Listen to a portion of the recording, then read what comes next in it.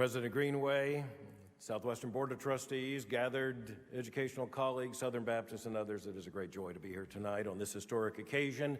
And it is a great privilege for me to get to speak to a president's confessional responsibility, but I want to acknowledge that I'm doing so not only on my own behalf, but on behalf of my colleagues as seminary presidents in the Southern Baptist Convention. I want to mention them by name: Dr. Danny Aiken from Southeastern Seminary, Dr. Jamie Dew from New Orleans Seminary, Dr. Jeff Orge from Golden Gate Seminary, Dr. Jason Allen from Midwestern Seminary.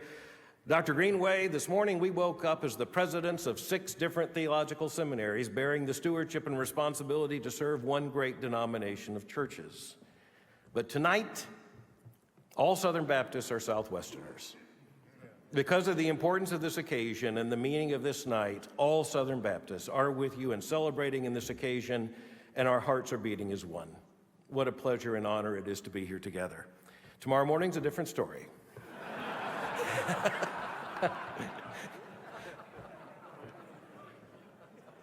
But in all candor, what a joy it is for Southern Baptists, and on behalf of this stewardship, for 6 seminaries to serve together, such a grand and glorious community and fellowship of churches.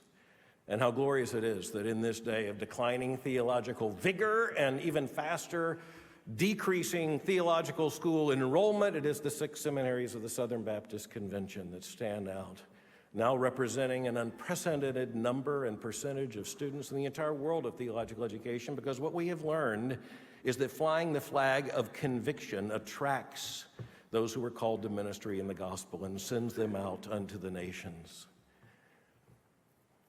President Greenway, I speak personally here tonight for a couple of reasons. One, we've had the honor of working together for so many years, and so you and I have known each other as colleagues. I've had the honor of working with you, but now in an entirely new context. My heart is full and happy to think of you serving as a colleague, as the president of this institution, and us having the opportunity through the years to serve as colleagues together. And you and I, as those who feel the weight of history uniquely together in so many conversations. You and I know the heritage that was set by L.R. Scarborough and E.Y. Mullins. Southern Seminary served alone the Southern Baptist Convention for a half century, and then for another half century, Southern and Southwestern served alone until we had the opportunity to serve together. You think of the relationship between Robert Naylor and Duke McCall, and it is my commitment to make certain that that same kind of friendship and relationship is perpetuated into the future. And we're so thankful now, not just with 2, but with 6 seminaries. And every seminary president bears a responsibility that no other individual on earth bears, and that is, on behalf of Southern Baptists, a confessional responsibility. Paul said to Timothy that his responsibility was to hand on the treasury, the treasure of sound doctrine that had been entrusted to him. Paul said to Timothy, maintain the pattern of sound words. The Christian church has learned by happy, joyous faithfulness and by the disaster of seeing doctrinal declension that there is no way to maintain biblical fidelity, either as a congregation or as a denomination, much less as a theological seminary, than by writing down and stating publicly a commitment to that pattern of sound words. And our pattern of sound words goes back to the faith of the apostles handed to them by Christ. And then through the history of the Christian church, all the great essential doctrines of the Christian faith are in our confession of faith as Southern Baptist, the Baptist faith and message. And not only that, it is a Baptist faith and message to make certain that our seminaries are not only Christian and Orthodox and evangelical and biblical, but genuinely Baptist. And we turn out Baptists to serve the multitude of Baptist churches we are called to serve. That pattern of sound words has come down to us through the experience of theological education. As Dr. Boyce said, Dr. James P. Boyce, back in 1859, and actually he said it even before that in 1856, he said, "It is no imposition on the one who would teach the ministry to be required to adhere to teach in accordance with, and not contrary to, the confession of faith and all that is contained within, without hesitation or mental reservation or any private arrangement with the one who invests him in office." That would be you and your 5 colleagues currently serving. What a responsibility is entrusted to us. We have to be able to go to sleep every night knowing that that pattern of sound words is being taught. I know already that is your commitment. That is the commitment Southern Baptists expect of us. That's why Southern Baptists have given so much attention to our own Baptist faith and message. And it's why this institution, established so confessionally, understood that from the beginning. The indomitable B.H. Carroll was even unashamed to use the word creed.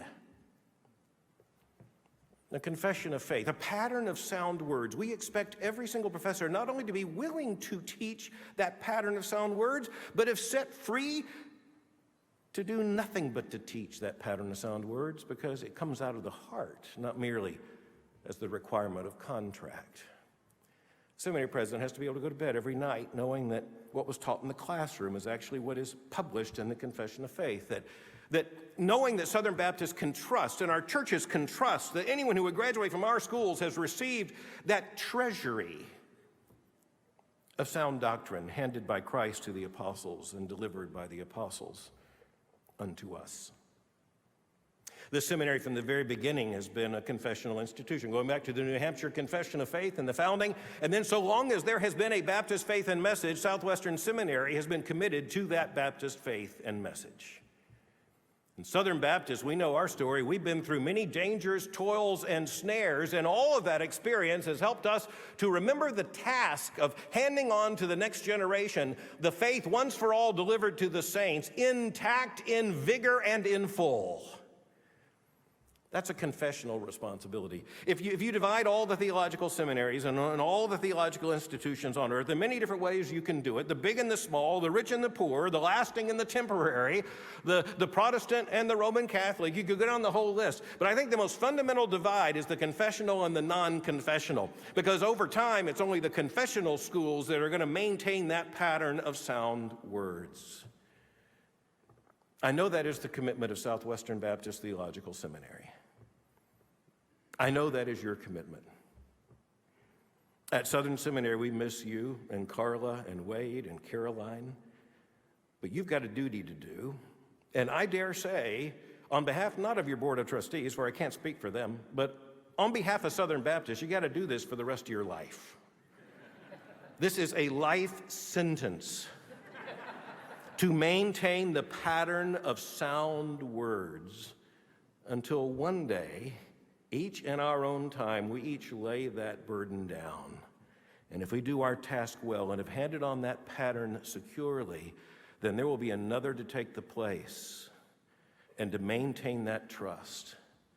And we actually can't sleep unless we're sure that that is done.